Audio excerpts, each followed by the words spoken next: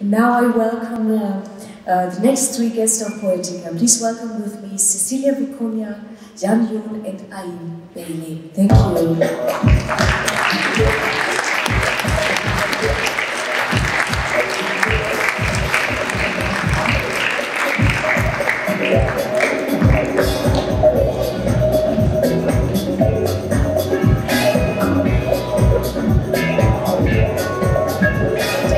Up on stage.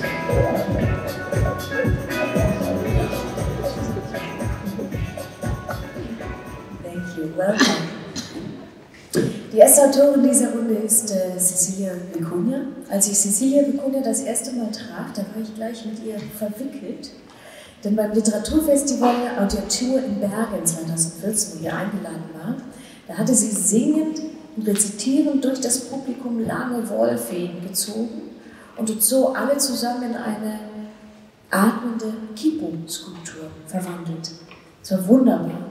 Seit vielen Jahren arbeitet Cecilia mit dieser Kipo, mit dieser Knotenschrift der Inkas, ein erstes Archiv, das sie erforscht und aktualisiert in Poesie, Skulptur und Performance.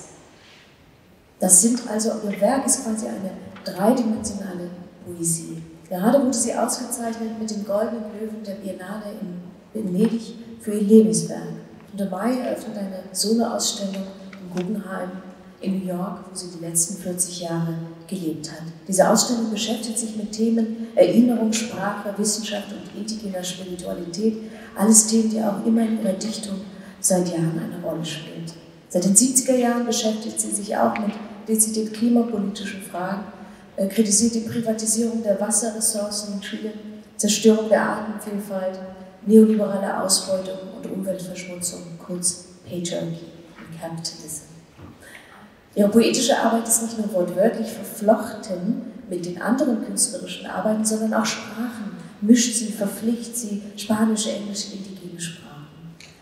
Heute hören wir von ihr einen Text, der anlässlich einer Performance in Wisconsin entstand, kurz nach dem 11. September 2001.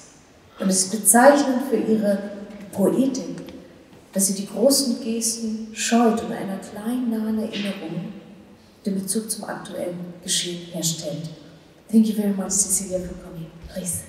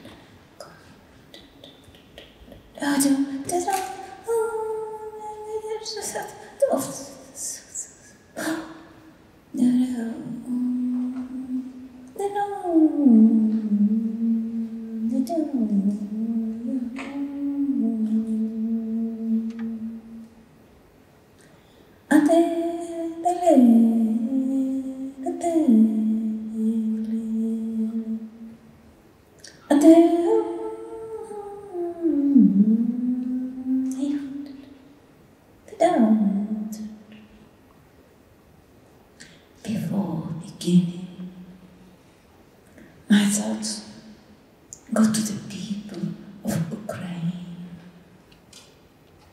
and to all of us who are praying for peace, for them and for all of us. May our reading be dedicated to joining this desire for peace. This story is a very sad story. The story itself is sad, knowing that it's a story that is not really perceived, seen or heard as a story. It began one day when I went out my place in New York. And I had walked not even a block and a half, and I encountered a big hole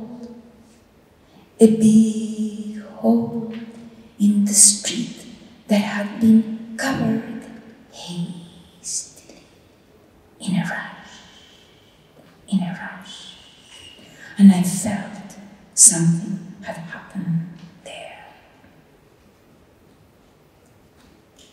A few hours later, I heard that there was an article in the newspaper telling a little article about this big, telling what had happened.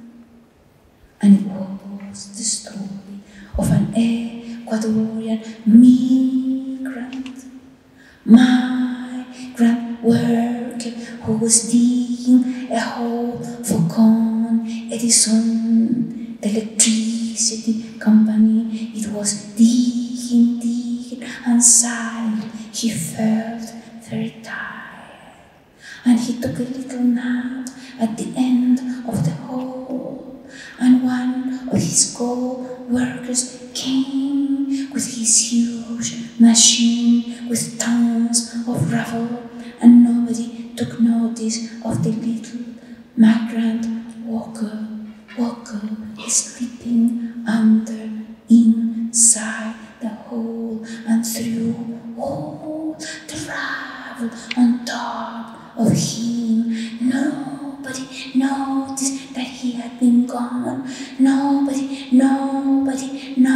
of his co-workers missed him. They closed the hole, put cement on it.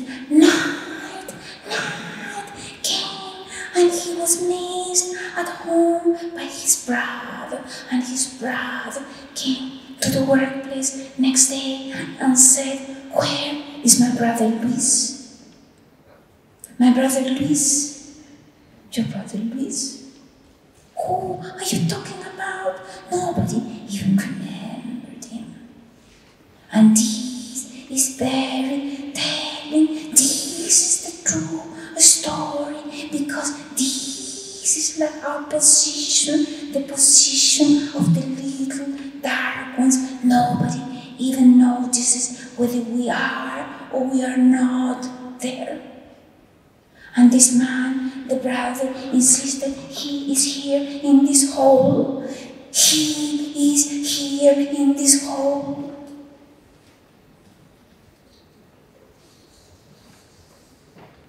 And they fought him and said, "No, he's not. He probably disappeared. He went somewhere else. He was here. If he was here, we don't remember. The night, the whole thing, the night. Until he pressed, and finally they opened the hole, and there it was, Luis, crushed like this. He had become a fetus inside the earth, a broken fetus. Of course, he was dead.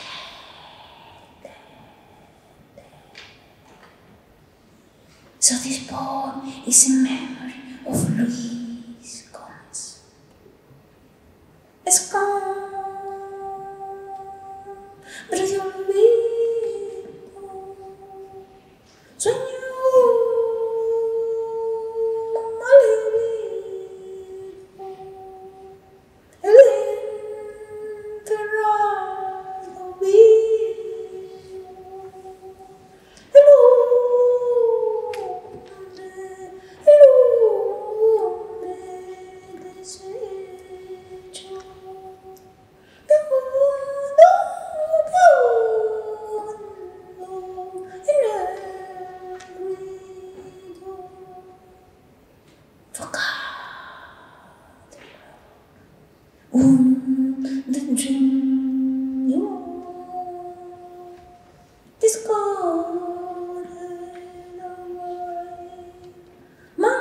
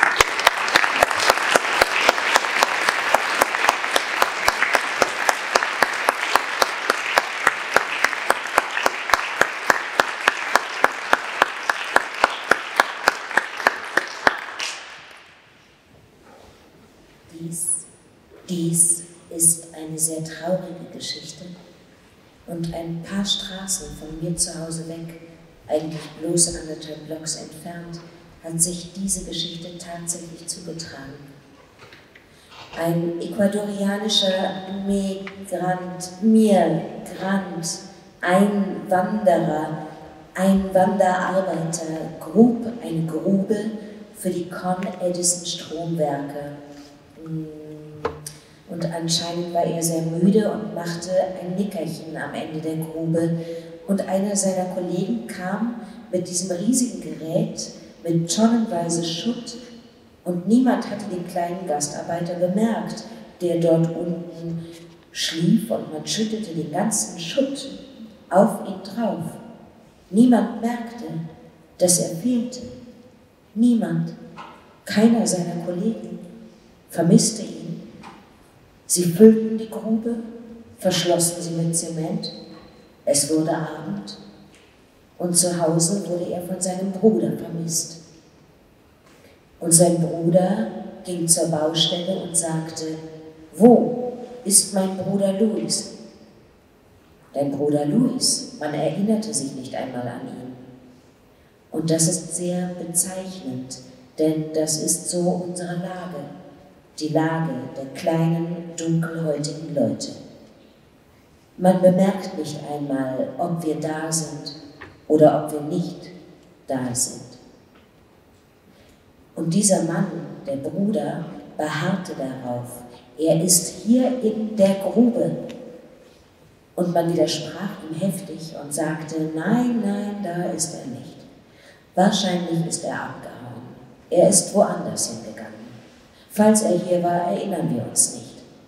Sie stritten die ganze Sache ab, während er drängte und drängte und drängte, bis sie schließlich die Grube öffneten und voilà! Luis, zermalmt. Einfach so. Natürlich war er tot. Dieses Gedicht ist also in Erinnerung an Luis Gomez. Bauschutt und Vergessen, Träume schwer Verletzte, der lebend Beigesetzte, der zermalmte Mann, ohne Körper, ohne Weste, durch den Lärm wetzend, der zermalmte Mann, durch den Lärm wetzend. Vergessener Schutt, du verwundeter Traum, lebendig entsorgt, zerstörter Mann. Kein Körper, keine Wärme, durchquerender Lärm, entsorgter Mann. Du wurdest zerstört.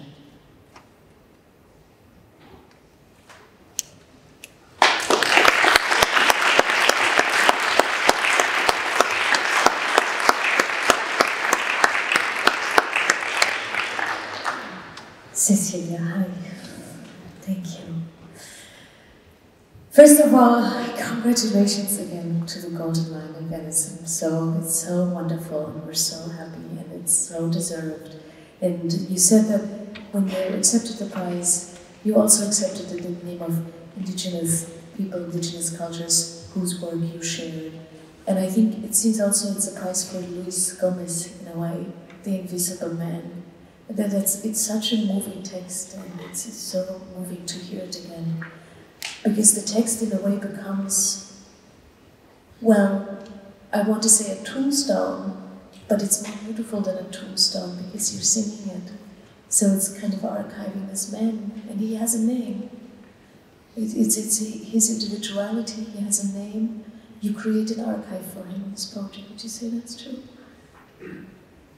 Yes, because the fact is that all the dark people of which I am part, we are the immense majority of this planet. And yet, we even perceive ourselves as little, as powerless under this monstrous machine that is sucking our blood and sucking our energy, sucking our beauty. When you think of what a reversal that is, how can you reverse that reversal of reality? Because the reality is that we are the opposite of that. We are pure energy, we are pure power, we're really the future of this planet anyway. And so, how could you do that? The concept of the archive is the very root of the word is arche, which means the beginning. So how can you begin a beginning? Begin the beginning, like the blues says, is by beginning, and it's always the song. And the voice itself is the archive of all the voices that have existed before us in our particular lineage, because it is, I learned this from Alan Lomax, a great ethnomusicologist. I studied a seminar with him at one point, right?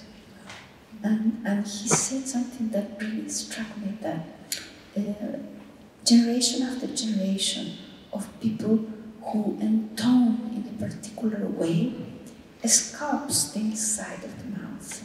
Therefore, the voice that I have today has been created by maybe 2 million women particularly, because it is inherited, the tone from the woman, because the baby only hears the voice of the mother. So this larynx and all this inner sculpture is created by how the mother feels. And that is the root dream archive. That's so beautiful. And at the same time, it's created by generations past, and we may know it or may not know it how we speak, but it's not, in your work you don't focus on how that can also be a cage, right? But rather it's an opening, and it's a strength, and it's a lineage that we are aware of, because it's always changing. Your work we saw today, it was a performance first, then it was a written text, and now it's a new performance, and it changes every time. So it has, it's the opposite in a way of, documents of an archive, and it has that ephemeral beauty. It needs to survive.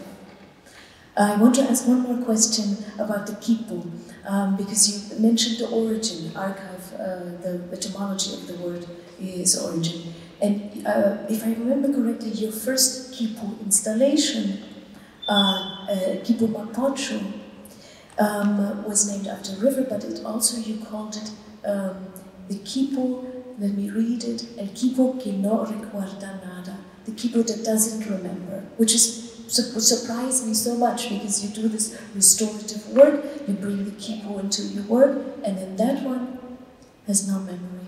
Why? Because the truth of the matter is that the kipu means not in Quechua. Quechua is one of the indigenous languages of the Americas.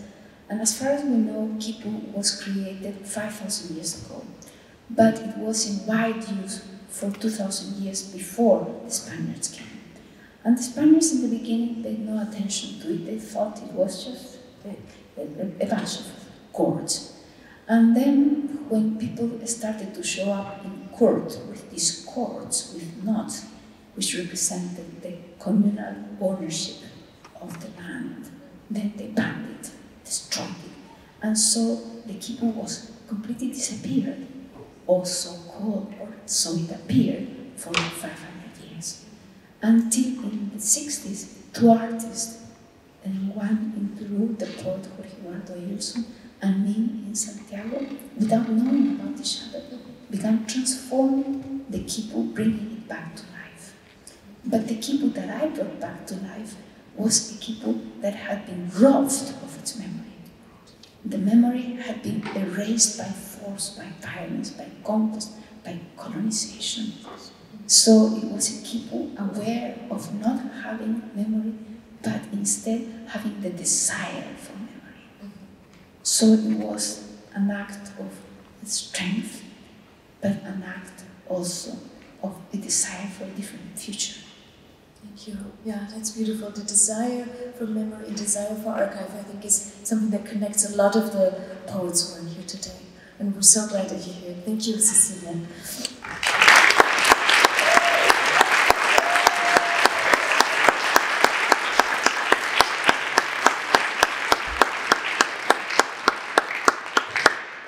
Unser nächster Gast ist der Dichter, Musiker und Kritiker und Betreiber eines Independent-Labels Jan Jung aus Beijing. Er ist eine zentrale Figur in der musikalischen Underground-Szene Chinas.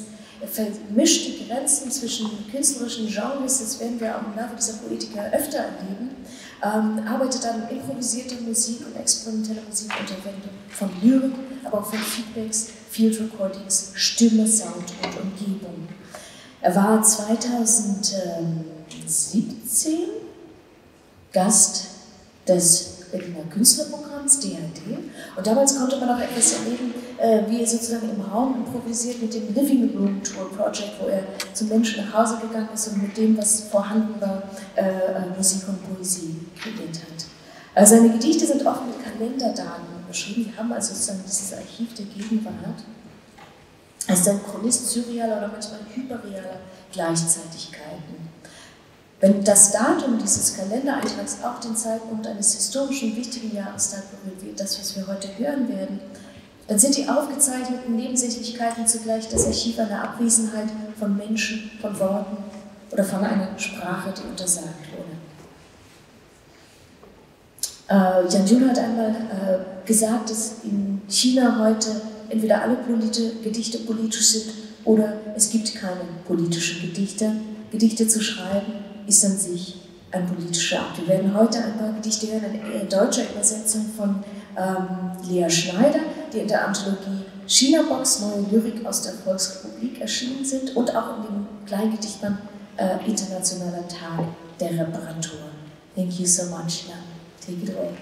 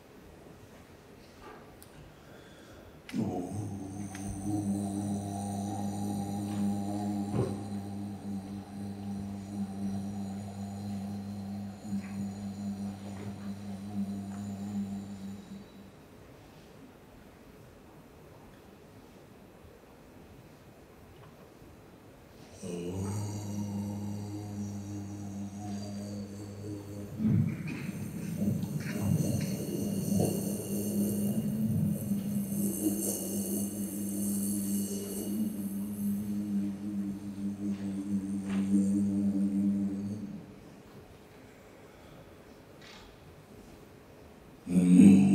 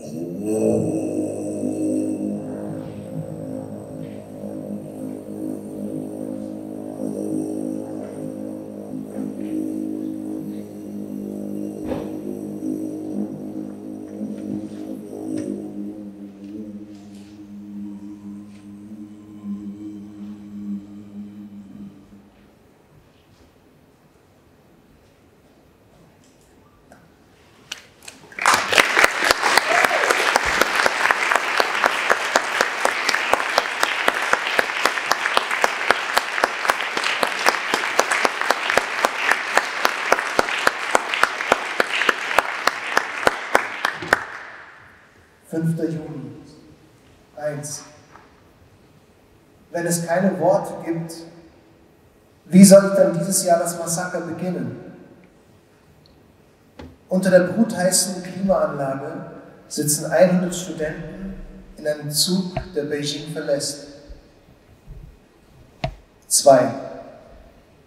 Wenn ich die Bücher anderer Leute umschreibe, fliegen kleine schwarze Dinge von ihren Seiten auf. Sämtliche Mücken in Shenzhen haben denselben Nachnamen. Eine Bibliothek des Blutverlusts. Viel Glück für einen Flug und Tod. 8. Juli, schweißgetränkt. Doch nur ein bisschen Regen, ein paar Gardinen, ein endloser Schwall Wohnviertel, der das Brachland verbraucht. Ein konterrevolutionäres Lied spielt den Kopfstandmachern. Das Warten erledige ich allein. Ich gehe zurück nach gestern und mache den letzten Anruf nochmal. Dankeschön.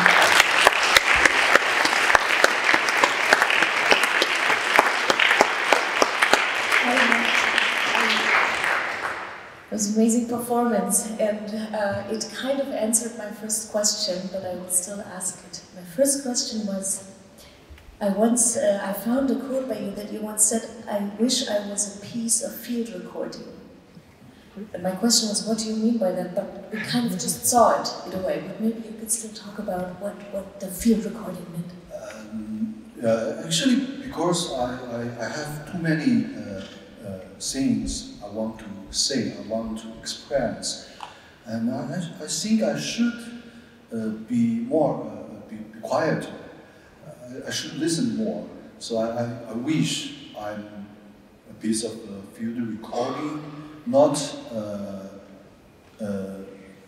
talk to other people about myself, but just be here, be there. And also, if you are a piece of field recording, you are not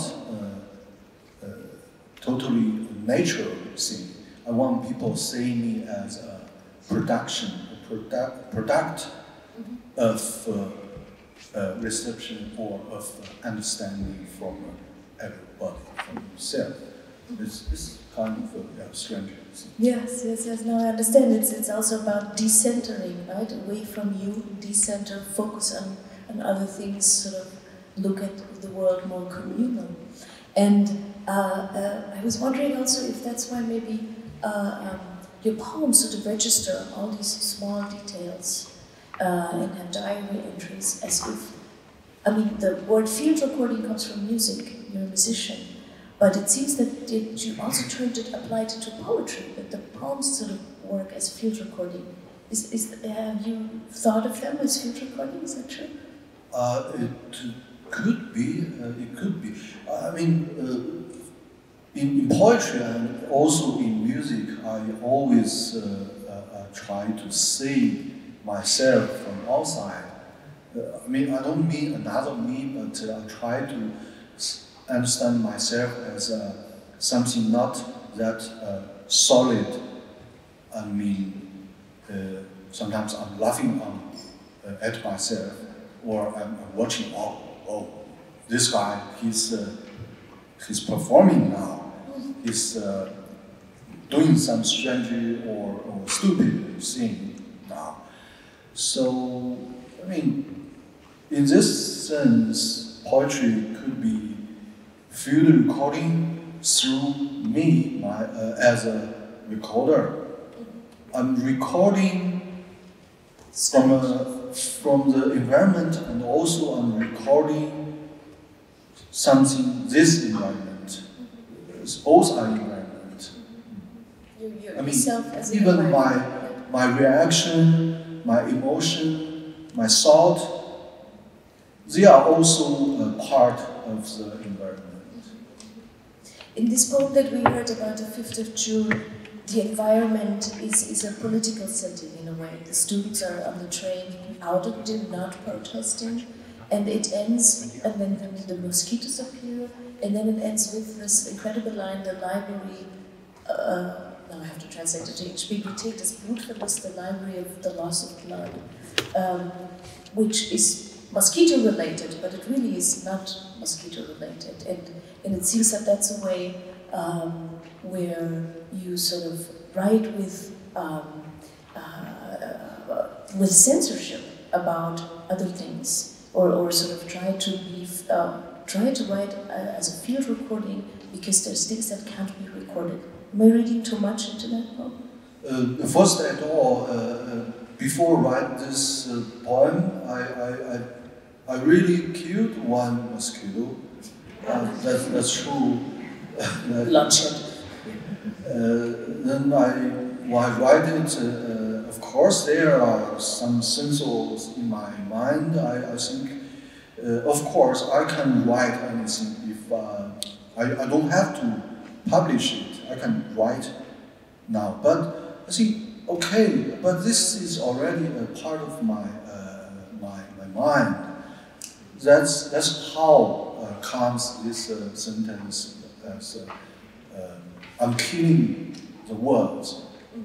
I'm killing the words. I'm killing the language in my library. Actually, that means my library. Yes. Yeah, we'll talk more about the library and how also maybe sounds activate that library in the killed words in your work, because of the way that you are also performing always as a musician and a poet.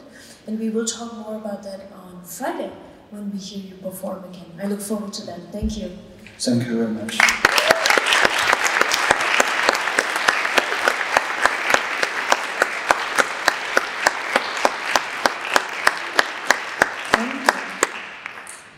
Für mein Thema habe ich sehr weit recherchiert. Dokumentarische Poesie, Klang, Archive, ephemere Archive, Repertoire. Und irgendwann wusste ich, dass dieses Thema nicht nur, weil die Autorinnen selber mit verschiedenen Disziplinen arbeiten, Genregrenzen überschreiten, sondern weil auch das Thema muss selber Disziplinen überschreiten. Und dass man die Lyrik, die sozusagen mit Archiven arbeitet, am besten in der Zusammenschau auch mit anderen Genres denkt. Mit Klangkunst, mit Prosa, mit bildender Kunst. Und so stieß ich dann auf die Arbeit von Ian Bailey, eine Soundkünstlerin und DJ aus London, die in ihren Kompositionen gesammelte Musik, Klanglandschaften und Archive bearbeitet. Und seit 2017 entwickelt sie auch eine künstlerische Workshop-Reihe mit dem Titel Sonic Autobiographies, die Community Work, Traumaarbeit und Shared Listening verbindet. Und ich freue mich sehr, dass sie sich auf das Experiment eingelassen hat, hierher zu kommen und die Autoren zu begleiten und mit den Autoren einen öffentlichen Sonic Autobiographies Workshop zu machen. Aber eben auch ihre eigene arbeitet mit Archiven. Und wir werden jetzt ein Stück hören und danach darüber sprechen. Thank you, Abe, and then we'll listen to In Peace. Hey, welcome.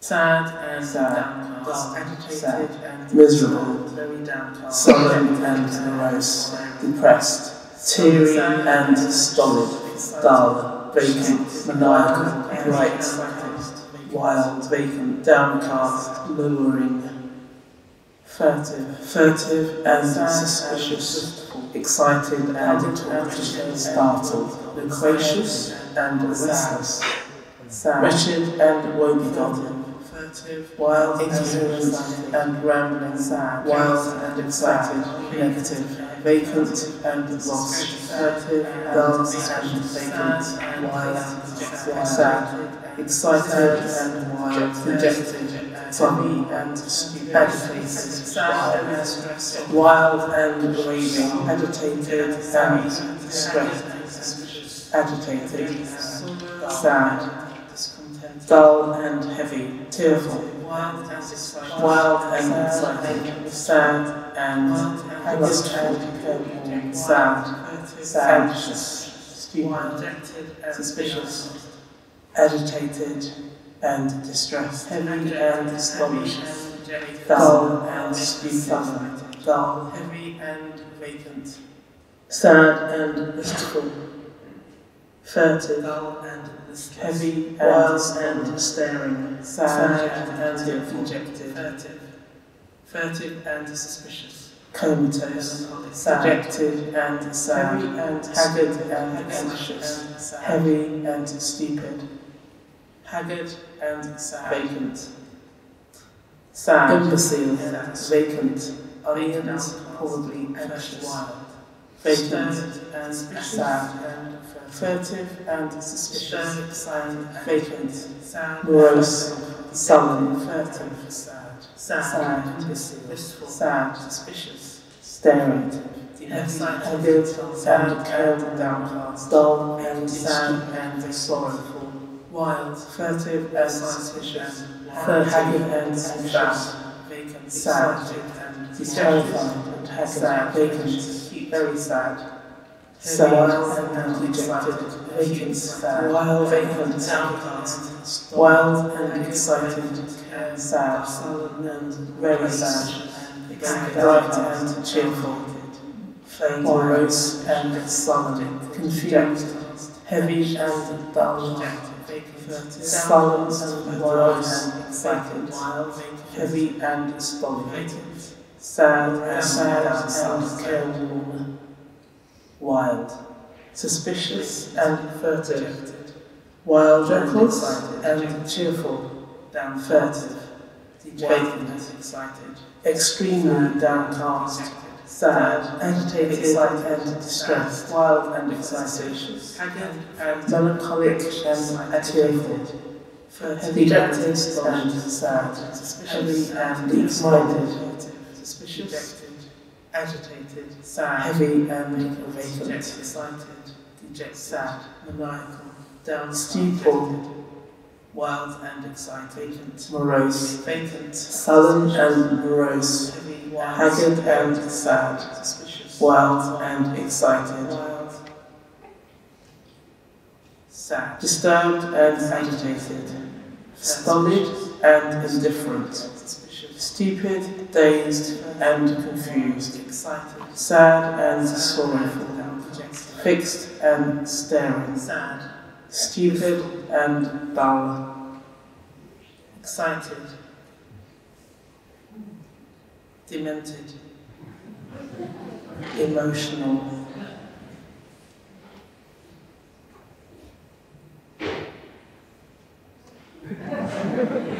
Thank you.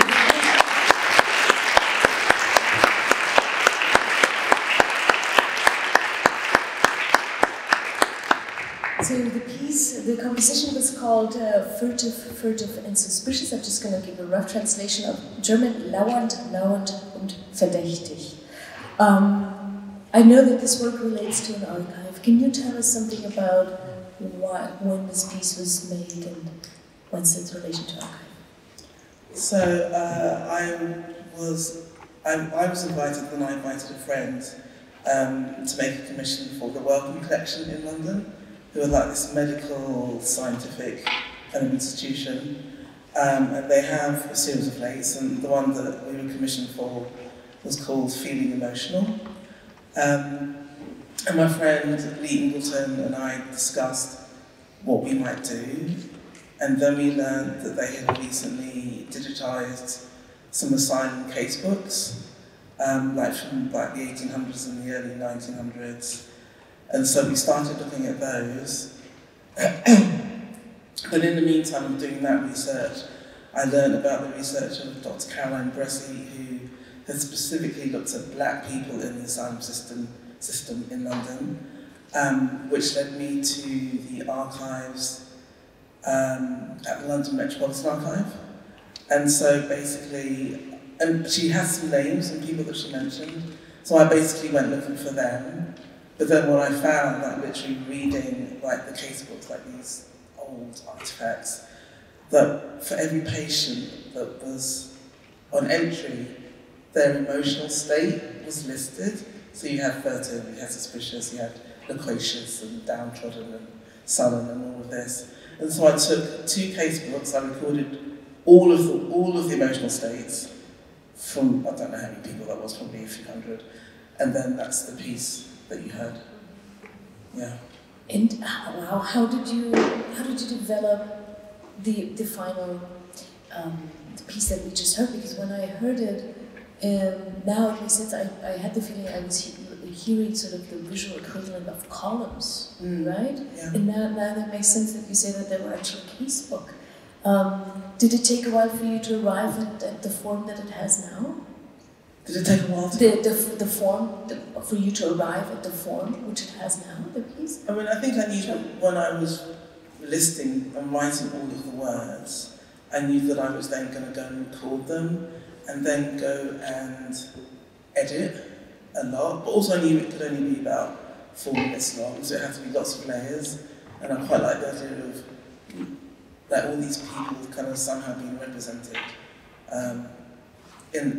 in the work, which was then, you know, it was then installed at the Wellcome on, like, you know, you get those kind of phones when you go to a museum and you listen, and so people could just go and pick it up and listen, and then they would get it, and there was little text, yeah. That's a great form to have a telephone. I want to ask you one more question, because we're progressing in time, about the Sonic Autobiography workshop, which you're going to do with us. Can you, I'm so excited. I haven't sent a sound yet though, so you can all come and listen. It's on Thursday afternoon at 2 o'clock. How did you start working with communities and doing Sonic Autobiography? So where's that idea came from, this Sonic Autobiography? I started a PhD, which I did not finish, and yeah, it was just slightly lost. Anyway, so I have to say, because I think it's an important place where the work starts, and so I had a research question that I was thinking about, and then I got invited by Lotte Yield Peterson at Wising Arts Centre to come and do a study week, and I was like, oh my God, what am I going to do? But then I read this text by Islam Titi about like, what's your life sound like, or whatever it's called, and I thought, okay, that's an interesting kind of question, because also I'm interested in listening, but also congregating to listen, because we don't really do that you go to a concert and you're facing them, but like just to sit in a room and listen together, I don't know that we do that very often. And so that's kind of the germ of the idea, and then I expanded it so that, you know, people bring songs, and then for the study week, you know, I've got a yoga teacher in, I've got my friend Gemma Romain, who's a historian, to come and do like a little presentation about like hidden London, like queer London, and so there are all these ways of kind of, you know, make sure there's a good sound system, we have good food, so it's kind of like a relaxing environment. I mean, it's going to be a very minuscule version of it on Thursday, but that's kind of where it came from. It's going to be interesting because poets, of course, as we know from today, we are used to listening to each other's words, but not so much the sounds that our childhood were. I'm excited. Yeah. Thank you Fascinating. so much. Okay, thanks. Thank you. Okay, wonderful. Thank you. I'm in Cecilia.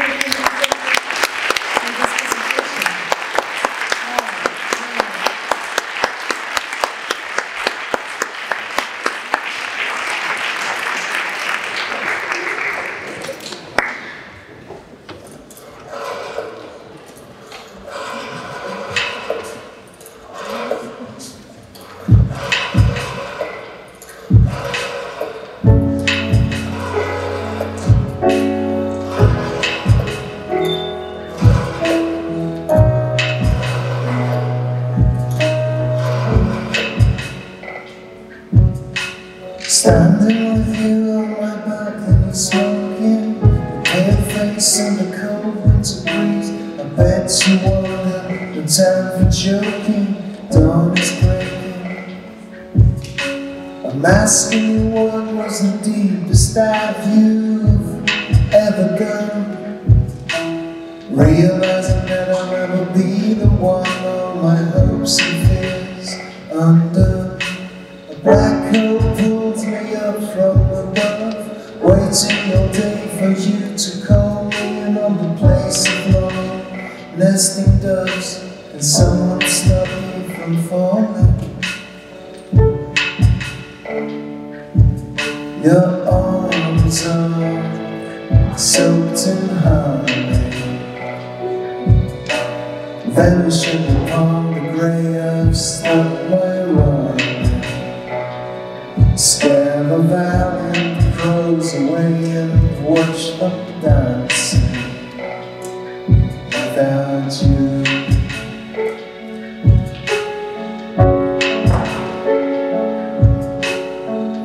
Let's see you dancing the way you always do. The whole day spent beside you, there was nothing else I could do. The same vision of the mountains lies on the bed. Night is fall without days, around of the cold and hollow say, oh, your arms are soaked in honey, vanishing upon the grey I've stuck my rod. Scare the valiant crows away and watch them dancing without you.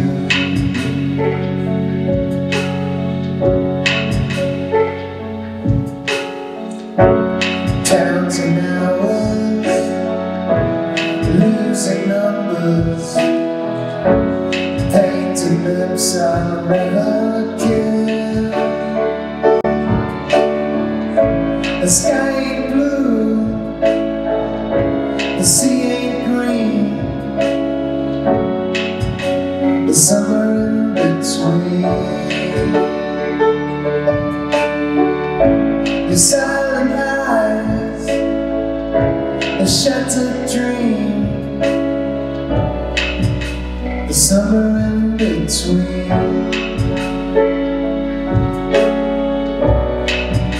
The summer in between. The summer in between. Ladies and gentlemen, now I would like to welcome the last three guests of Poetica. Thank you for staying with us. It's going to be an amazing third round as well. Swetlana, Alexijewitsch, Don Miche, and und Fiston, Mwanza. Mujila, welcome to the stage.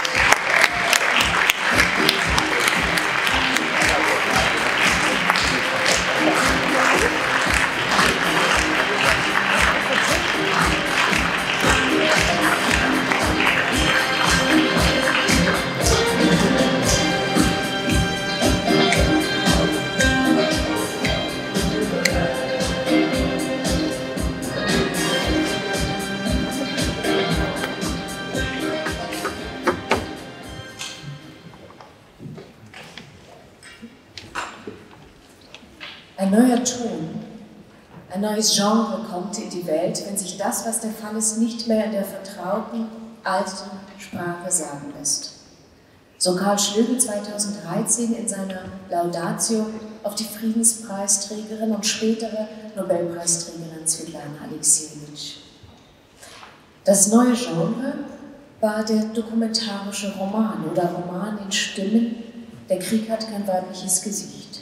1987, für den Alexijewitsch um die 500 Tonbandprotokolle mit Gesprächen sammelte, um das Leiden und die Kraft sowjetischer Soldatinnen im Zweiten Weltkrieg zu dokumentieren. Geboren in der Sowjetrepublik Ukraine und aufgewachsen in der Sowjetrepublik Weißrussland, gilt sie heute als eine der prägendsten Vertreterinnen der dokumentarischen Literatur. Für Zinkjungen, den Roman aus dem 1992, interviewte sie Veteranen des Afghanistan-Kriegs, und Second-Hand-Side dokumentiert Biografien auf den Trümmern des Sozialismus und den unaufgearbeiteten Erschütterungen stalinistischer Gewalt. Die Autorin schreibt in russischer Sprache und lebt seit 2020 in Berlin. Sie wird heute Abend einen Auszug aus Zinkjungen lesen. Die Übersetzung aus dem Russischen wurde von Ingeborg Kolinke und Ganna-Maria Braunegard besorgt, und im Gespräch wird sie von der wunderbaren Übersetzerin Katharina Nabutowitsch gedolmetscht. Bitte schön, Swetlana. Пожалуйста. Dankeschön.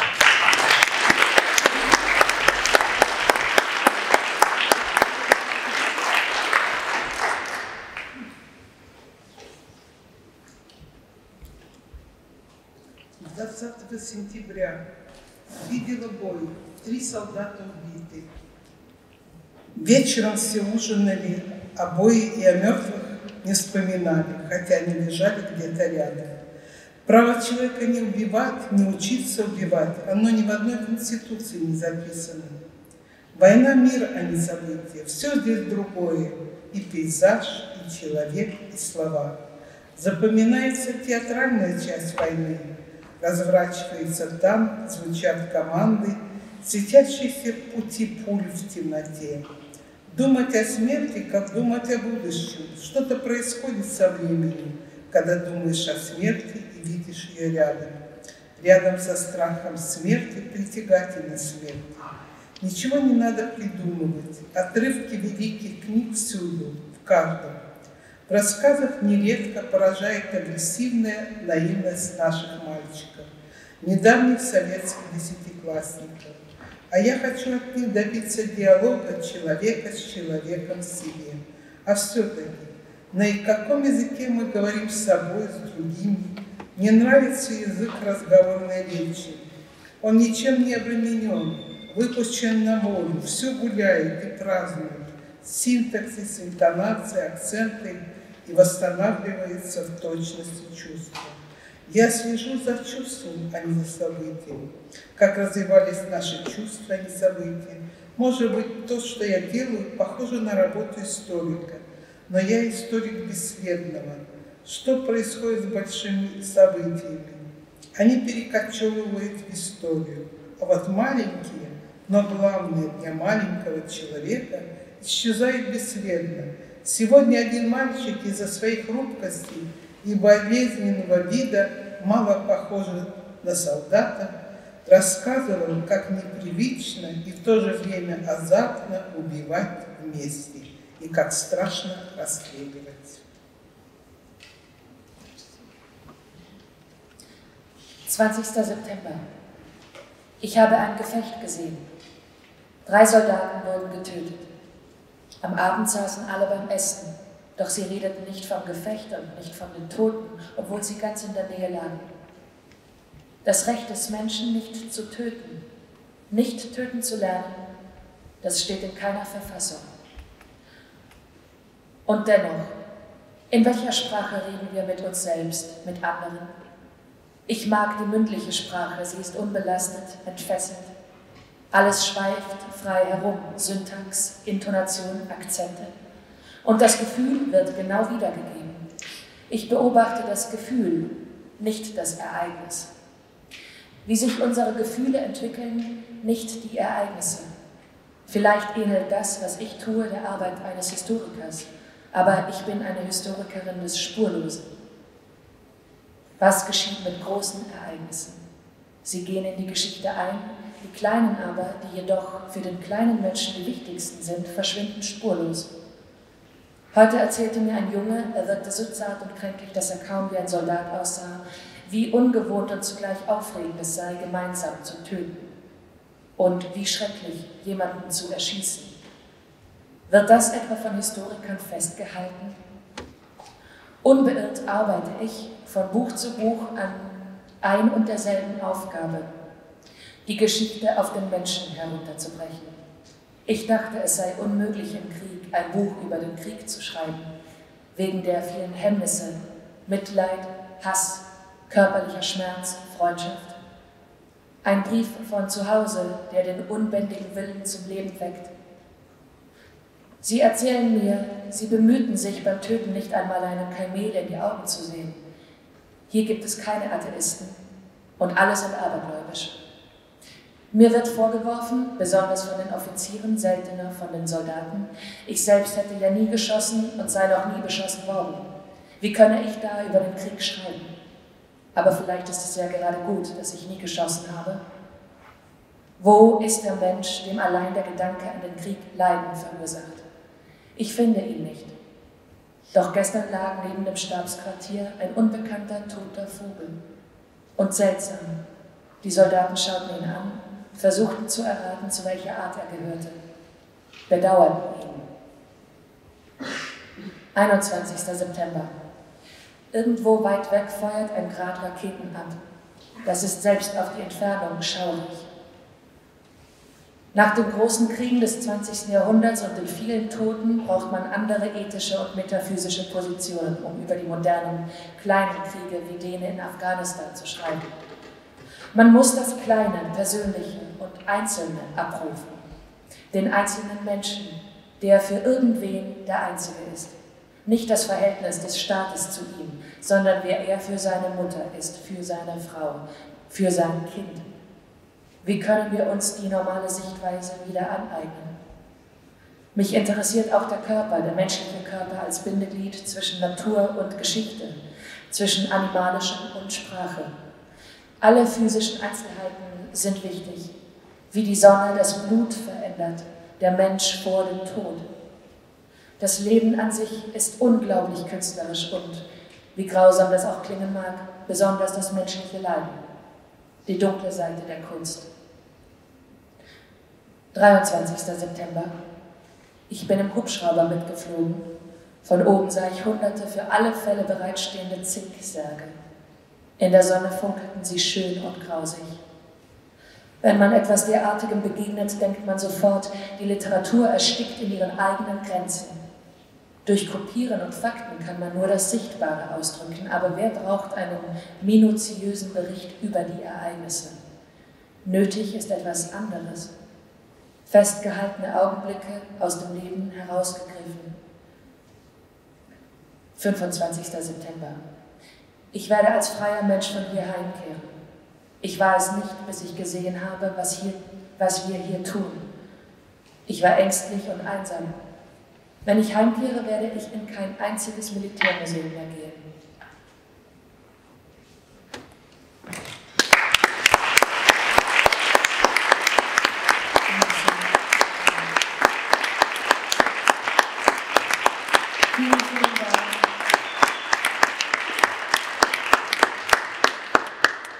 Vielen Dank.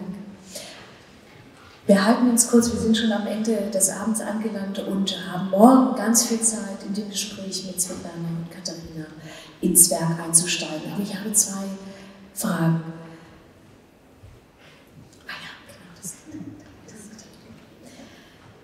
Wir haben gehört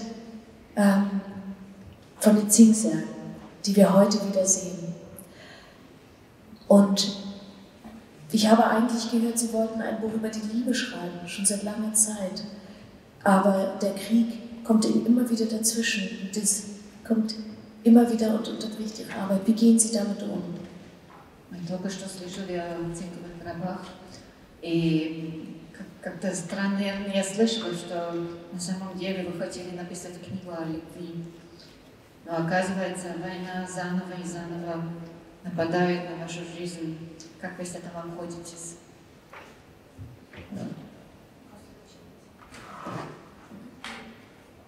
Да, к сожалению, когда я уехала из дому, вся рукопись о любви и книга о старости и смерти, о двух книгах, я думала, они остались лежать у меня на письменном столе.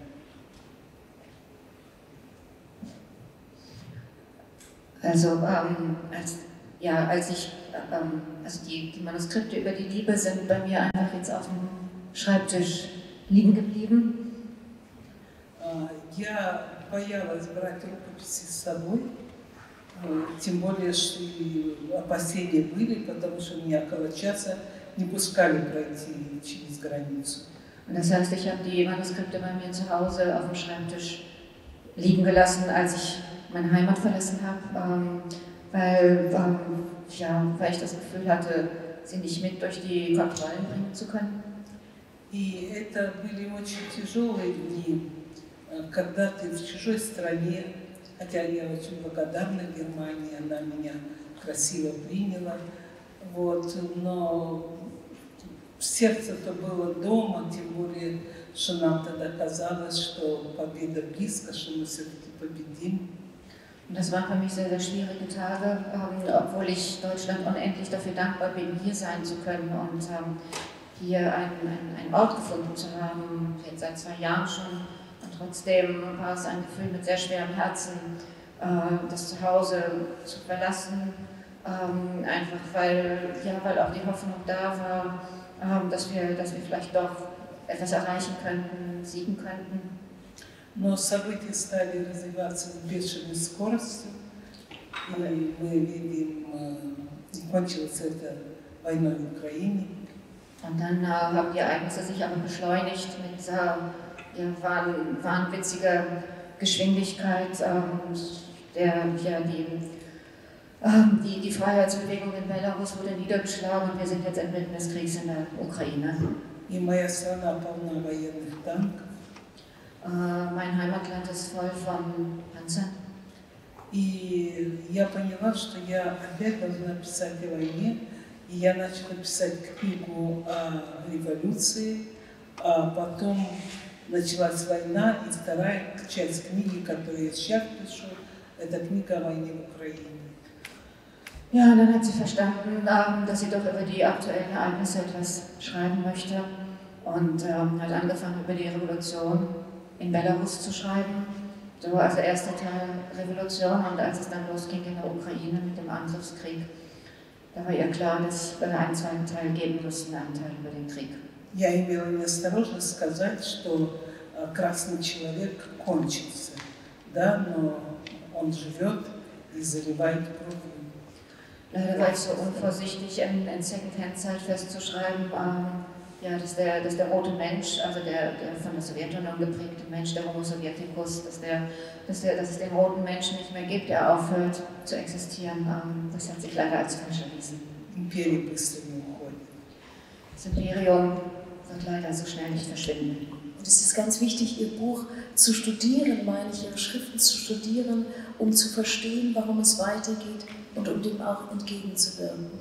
Это очень важно внимательно прочитать вашу книгу, чтобы понять, откуда все это, и чтобы понять, какими способами противостоять. На этот вопрос сложно ответить. Я написала 5 книг об этом. Naja, es ist schwierig, auf diese Frage zu antworten. Ich habe im Grunde 5 Bücher darüber geschrieben. И у меня остался главный вопрос для себя самой. почему наши страдания не конвертируются в свободу. Und eine Frage ist mir geblieben, die mich die ganze Zeit umtreibt, warum unser Leiden nicht in Freiheit umgemünzt werden kann, nicht umkonvertiert werden kann in Freiheit. Ich freue mich sehr, dass wir morgen Gelegenheit haben werden, dazu ganz ausführlich zu sprechen und freue mich, dass Sie hier sind, Frau Alexijewitsch. Vielen, vielen Dank für diese Dank. Danke, Katharina.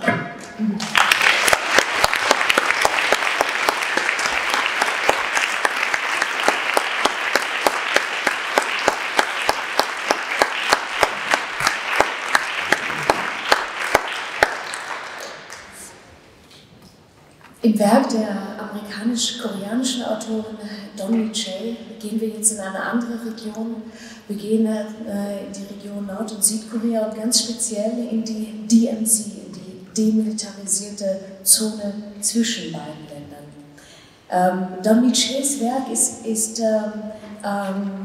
sie ist als Übersetzerin tätig und auch als Autorin, und ihr Werk ist eines, das mich seit langer Zeit inspiriert, auch zu gucken, was ist das mit dem dokumentarischen Experiment, das Autoren heutzutage anstellen. Denn in ihren Büchern werden die politischen Themen des gespaltenen Südkoreas, die dramatischen Verästelungen der Korea- und Vietnamkriege und der kolonialen oder wie sie sagt, neokolonialen Politik Amerikas verflochten mit der eigenen Geschichte, aber auch der Geschichte des Vaters, der Kriegsfotograf war und mit dessen Archiv, aber auch dessen Abwesenheiten sie in ihren Büchern arbeitet. Für den Gedichtband Die MC Colony wurde sie mit dem National Book Award for Poetry in den USA ausgezeichnet. Und was ich noch erwähnen möchte, ist, dass sie auch eine ausgezeichnete und bepreiste Übersetzerin ist koreanischer Lyrik, unter anderem der Autorin Kim Hye-sun, die 2014 hier auf der Poetica zu Gast war und das Publikum begeistert hat. Also eine schöne Kontinuität, dass wir nun die Übersetzerin als Autorin hier zu Gast haben. Wonderful to have you here. Please, Dani.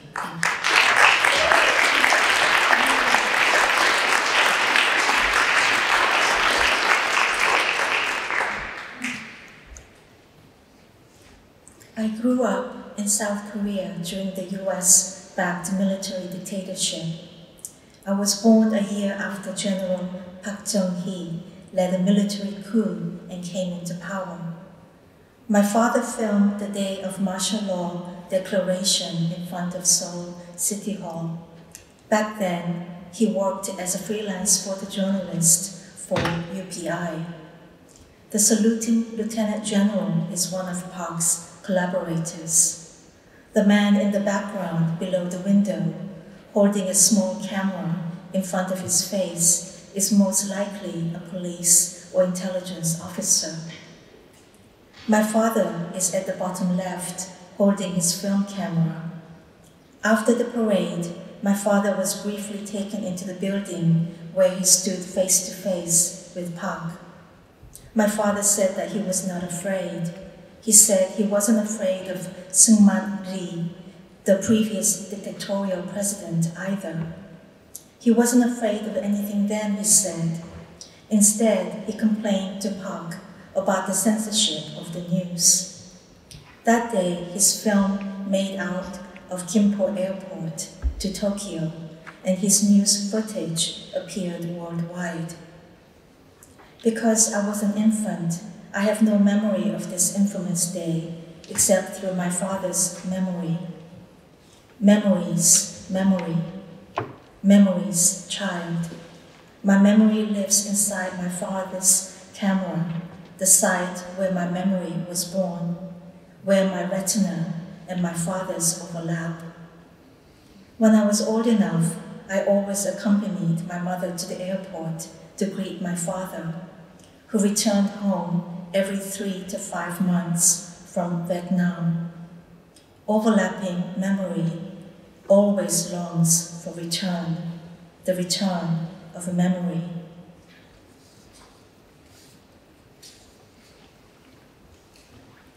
고아 정정자. 꿈에서 이모 보고 다 만질 수 있어? 했어. 나만 빼놓고 다들 예쁜 저고리 치마 입었어. 엄마랑 언니는 나 버리고 어디 갔어. 눈이 왔어. 벼룩이 우글우글했어. 군인들이었어. 나와 하고 소리 질렀어. 연설 들어. 난 연설이 뭔지 몰랐어. 연설이 무서웠어. 빨갱이, 새끼들, 인간도 아니야. 개만큼도 못한 것들. 벼룩들이 여기저기 뛰면서 우리한테 침을 막 뱉었어. 퇴. 연설이 무서웠어. 나만 울고 불고 있었어. 그런데 배가 고팠어. 이모한테 은하수 만질 수 있어? 했어. Orphan, 정정자, age 8. In a dream, I asked my auntie if I could touch the moon. Everyone was wearing pretty blouses and skirts except for me. My mom and sister took off, leaving me behind. It was snowing. I saw a cluster of fleas. They were soldiers.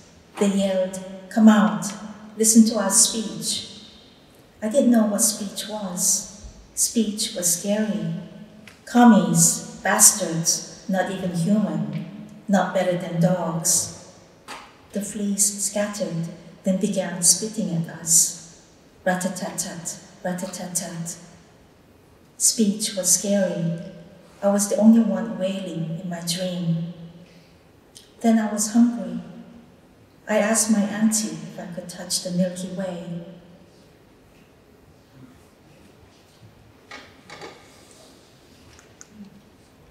DNZ Colony. Ich bin in Südkorea aufgewachsen, während der von den USA protegierten Militärdiktatur. Ich kam auf die Welt ein Jahr nachdem General Park Chung-hee sich an die Macht geputscht hatte. Mein Vater filmte den Tag, als das Kriegsrecht von dem Rathaus von Seoul ausgerufen wurde. Damals arbeitete er als freier Fotojournalist für United Press International. Der salutierende Leutnant ist einer von Parks Kollaborateuren. Der Mann im Hintergrund, unter dem Fenster rechts mit dem kleinen Fotoapparat vor dem Gesicht, ist wahrscheinlich ein Polizist oder Geheimdienstoffizier. Mein Vater steht links unten, die Filmkamera in der Hand. Nach der Parade wurde er kurz in das Gebäude geführt, wo er Park von Angesicht zu Angesicht begegnete. Mein Vater sagt, er habe keine Angst gehabt. Er sagt, er habe auch vor Lee Sing-man, dem vorherigen Diktator, keine Angst gehabt. Er habe damals vor nichts Angst gehabt, sagt er. Stattdessen beklagte er sich bei Park über die Nachrichtenzensur. An diesem Tag gelangte sein Film über den Flughafen Gimpo nach Tokio. Seine Aufnahmen verbreiteten sich in der ganzen Welt. Da ich ein Kind war, habe ich keine eigene Erinnerung an diesen ruchlosen Tag, nur die meines Vaters. Erinnerung der Erinnerung. Erinnerungskind. Mein Erinnern haust im Inneren der Kamera meines Vaters, an dem Ort, wo es geboren wurde, wo meine Netzhaut sich mit der meines Vaters überlagert. Als ich alt genug war, begleitete ich meine Mutter jedes Mal zum Flughafen, wenn mein Vater alle 3 oder 4 Monate aus Vietnam nach Hause zurückkehrte. Sich überlagernde Erinnerungen sehnen sich immer nach Rückkehr, der Rückkehr der Erinnerung.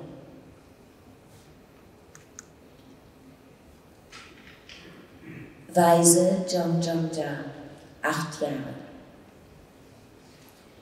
In einem Traum fragte ich meine Tante, ob ich den Mond berühren kann.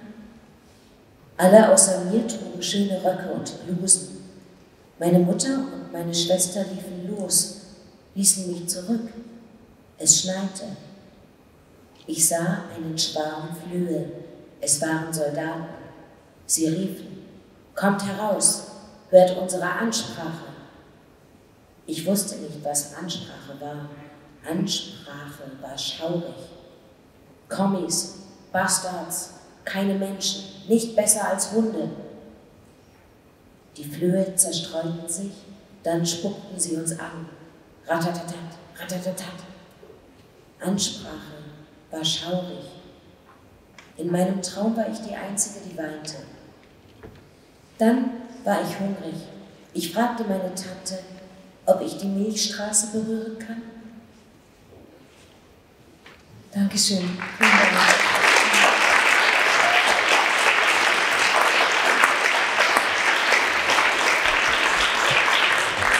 Thank you so much. We heard you read the first prose poem from this series of prose poems from DMC Colony, and we saw the photograph that was taken by your father. This is not the first book where you work with photographs from your father. He was a very, very astonishing journalist. Can you tell us why these documents of your father are something that you return to for every book, and why you include them in the books? So when I was growing up, I saw more of my father's photographs than my father, because he was always away in various war zones. And so as a child, I believed that the people and things that he photographed, they lived inside his camera. So I also wanted to live inside his camera, and I wanted to see everything that he was seeing.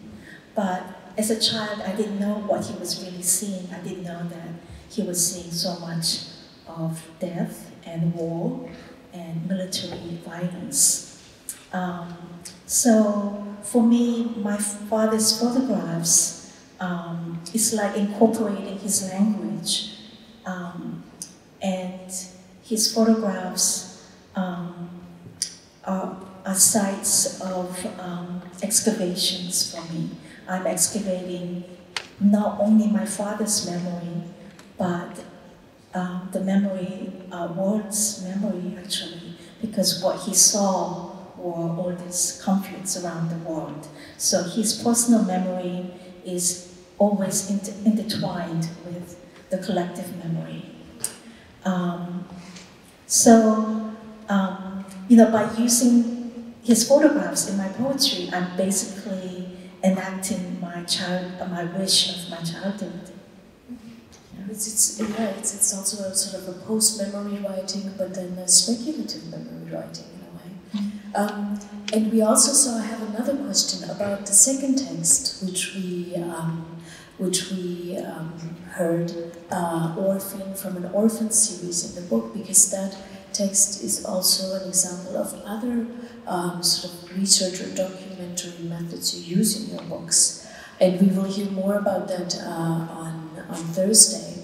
But maybe can you tell us a little bit about the Orphan series and other research methods that you use in the book? Yeah. So in DMC Colony, I thought that I was going to write about what took place during the dictatorship periods of the 60s, 70s, and 80s. So I interviewed a researcher who was a lead investigator for Truth and Reconciliation Commission of South Korea.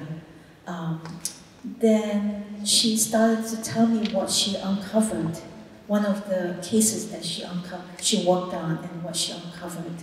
And there were many massacres that took place before the Korean War, as well as during the war, and these were anti-communist massacres. So she told me about in the southern province of Korea, in the village, the whole village was wiped out. They were all killed, and they were all buried in a mass grave in a trench. But there were 8 survivors, and these were 8 girls.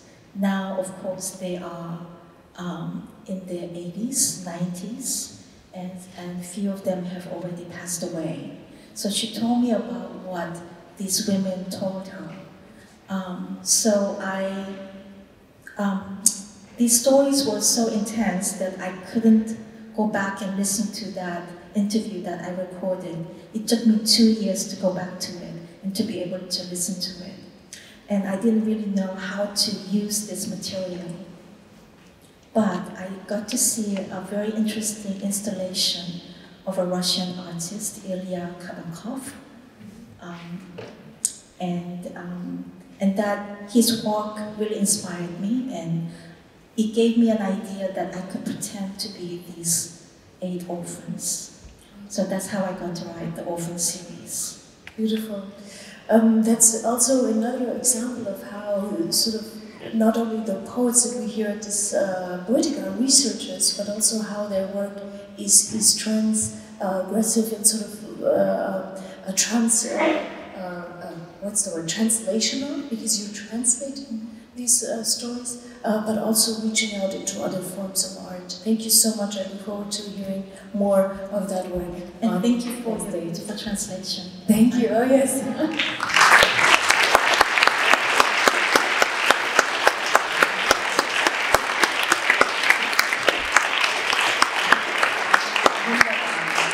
Wunderbar. Ich finde es ganz toll, dass Sie alle noch hier sind. Wir haben ein großartiges Programm und Sie haben es fast bis zum Schluss gehört. Jetzt kommen wir zum letzten Autor des Abends.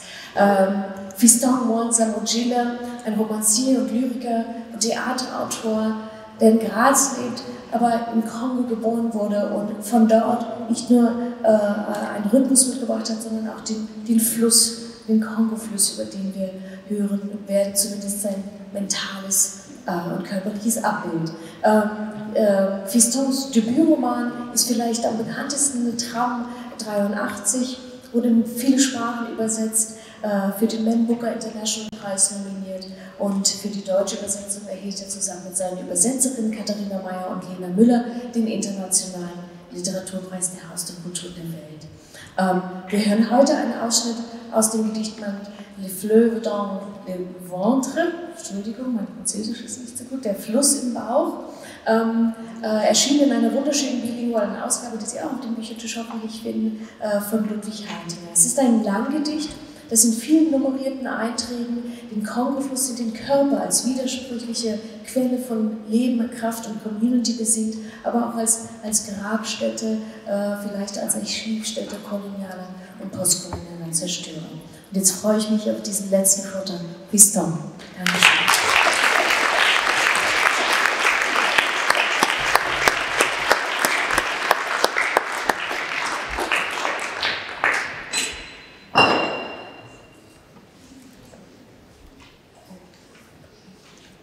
Solitude 61.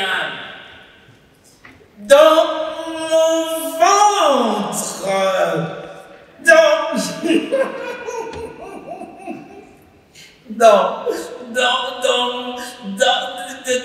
mon ventre, dans mon ventre, c'est convulse en fleuve, bougre et fainéant, salme et immense, lugubre et vilain, un fleuve,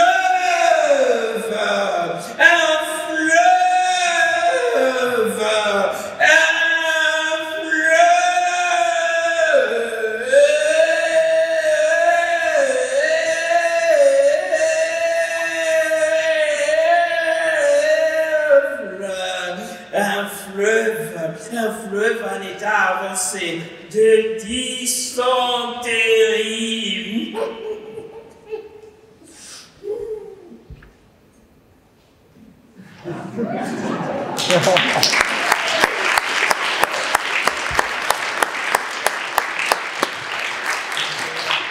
Einsamkeit 61. In meinem Bauch krümmt sich ein Fluss, gutmütig und träge, dreckig und mächtig, düster und böse. Ein Fluss im fortgeschrittenen Stadium der Ruhe. Solitude 23. Mon premier rêve était de faire carrière comme saxophoniste.